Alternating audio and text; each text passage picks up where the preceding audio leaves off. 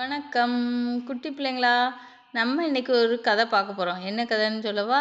அதாவது நல்லதுக்கு காலமில்லன்னு சொல்லுவாங்கல்ல. அதாவது நம்ம நல்லது செஞ்சாலும் அதை யாருமே பொருட்படுத்தவே மாட்டாங்க. நமக்கு தீமை தான் செய்வாங்க. இதை பற்றி ஒரு கதை சொல்கிறேன். பாப்போமா? கதைக்கு போமா? ஒரு ஊரில் ஒரு ராணின்னு ஒரு பொண்ணு இருந்துதான். அந்த பொண்ணு ரொம்ப நல்ல பொண்ணாம். அவங்க அம்மா அப்பா எல்லாருமே நல்லவங்க. அவங்க எல்லாரும் ஒரு கிராமத்தில் இருந்திருக்காங்க. அவங்க பக்கத்து வீடுகளில் எல்லாம் நல்ல ராணி கலகலன்னு பழகுவாளாம். யாருக்கு என்ன உதவினாலும் ஓடி ஓடி போய் செய்வாளாம். அப்போ ஒரு நாள் ராணியோட அம்மாட்ட கேட்பாங்களாம், ராணி எங்கே போயிருக்காங்கன்னா இந்த பக்கத்தில் வள்ளி வீட்டுக்கு போயிருக்காங்க. மேக்சிமம் ராணி அந்த வள்ளிங்கிற அவங்க வீட்டில் தான் போய் நிறைய வேலைகள் செஞ்சு கொடுப்பா. அவங்களுக்கு தண்ணி எடுக்கணும்னா தண்ணி எடுத்து கொடுப்பாங்க, கடைக்கு போனால் கடைக்கு போய் கொடுப்பா. அப்படி இருப்பா. இவளும் கொஞ்சம் படிப்பறிவு இல்லாதவ தான் ராணி. அப்போ அவங்க அப்பா கூட ஒரு தடவை கேட்பாராம், என்ன வயசுக்கு வந்த பிள்ளைய பக்கத்து வீட்டில் வேலை செய்ய அனுப்பியிருக்கியே அப்படின்னு சொல்லி கேட்பாராம். உடனே அவங்க அம்மா சொல்லுவாங்களா, ராணியோட அம்மா, அப்படிலாம் 4 பேருக்கு உதவி செஞ்சாதான் நல்லதுங்க, நல்ல குணமாகவும் இருக்கும். நாளைக்கு இவளை பொண்ணு பார்க்க வரும்போது கூட பக்கத்து வீடுகளில் தான் விசாரிப்பாங்க. இப்போ விசாரித்தா அவங்க என்ன சொல்லுவாங்க, நல்ல பொண்ணு, நல்ல உதவி செய்கிற பொண்ணு, நல்ல குடும்பத்துக்கு ஏற்ற பொண்ணுன்னு சொல்லுவாங்க. 4 பேருக்கு உதவி செஞ்சால் தான் நம்மளை பற்றி நல்லதாக சொல்லுவாங்க அப்படின்னா அவங்க அப்பாவும் சரி அப்படின்னு சொல்லிடுவாராம்.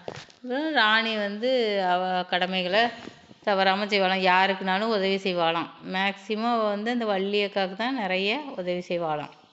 அப்போ அதே மாதிரி ராணிக்கு நிச்சயம் பண்ணதுக்காக ஒரு பக்கத்து ஊர்லேருந்து ஒரு மாப்பிள்ளை, அவர் பக்கத்து பேங்கில் வேலை பார்ப்பாராம். அப்போ அவங்க வீட்டில் இருந்துலாம் வருவாங்களாம். சரின்னு சொல்லிட்டு அப்போ பொண்ணை பார்த்துட்டு பொண்ணை பிடிச்சிருமா. அப்போது மாப்பிள்ளையோட அம்மா சொல்லுவாங்களாம், சரி கொஞ்சம் பொறுங்க, நான் பக்கத்து வீடுகளில் போய் கேட்டு வரேன் அப்படின்னு சொல்லிட்டு பக்கத்து வீட்டுக்கு நேராக அவங்க மாப்பிள்ளையோட அம்மா வருவாங்களாம். பார்த்தா பக்கத்து வீடு யார் வீடு? நம்ம வள்ளி அக்கா வீடு. அவங்க வீட்டில் கதவை தட்டி, அம்மா அம்மா வணக்கம்மா அப்படின்னு, யாரும்மா நீங்கள் அப்படின்னு, இந்த உங்கள் பக்கத்து வீட்டில் இருக்காங்களே ராணின்னு, அந்த பொண்ணை தான் நாங்கள் பொண்ணு பார்க்க வந்திருக்கோம்மா, அது நல்ல பொண்ணா எப்படின்னு சொல்லி கேட்பாங்களாம்.